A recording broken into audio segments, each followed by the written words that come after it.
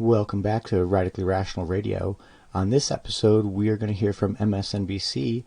They talk with Justice Correspondent from The Nation, asking what is the likelihood that these indictments will stick.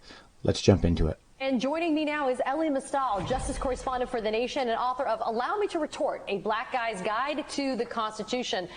Ellie, I want you to put on your criminal defense hat for Donald Trump, may not fit, as to why Donald Trump actually might beat this indictment. We're going to talk here about the fourth dimension, time, right? Catherine just laid out all the charges, I think, exactly right. But if we're talking about a campaign finance violation that is the federal crime that bumps it up from a misdemeanor to a felony, the statute of limitations on campaign finance laws is generally 5 years. If he committed a campaign finance violation, he committed that violation in 2016. 5 years gets you to 2021, which is not the year that we're in.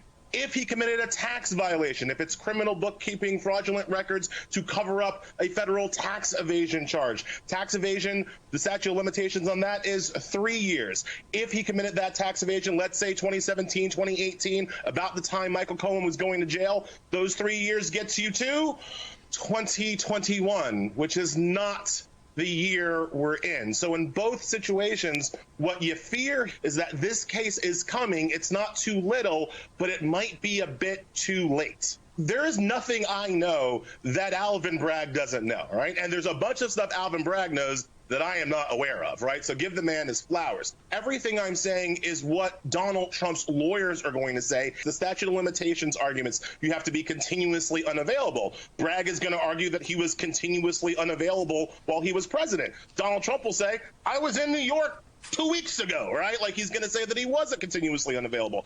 All of that adds delay. What's Trump's actual legal strategy? To beat the charges? No, not really. He did it.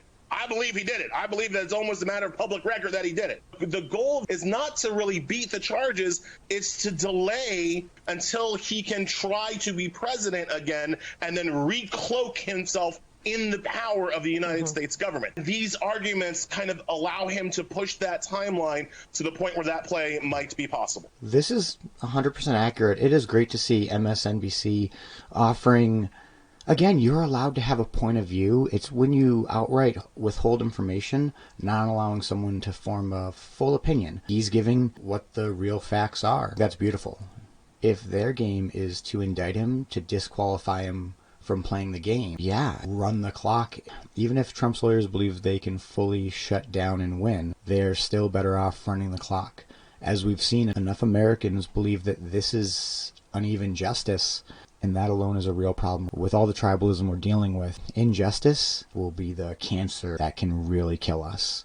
What's the strategy here? To win? Not really. To grind the system to a halt so he can run for president again and perhaps win that election and cloak himself in power.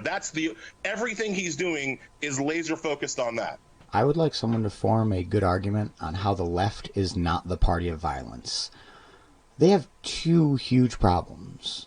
One, they love to point at everyone else and say, ooh, hear that dog whistle?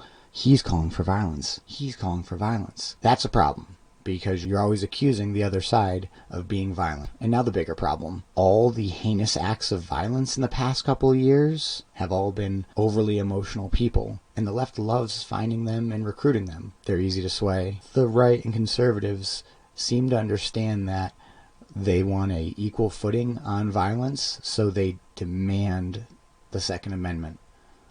The left actually uses the tool of violence, whether it's for propaganda or for terrorism. It doesn't seem to matter. They're perfectly okay using it, where the right is for a more non-aggressive principle. I hope you learned something. I'm Tristan. This is Radically Rational Radio. Like, comment, subscribe. Stay resilient.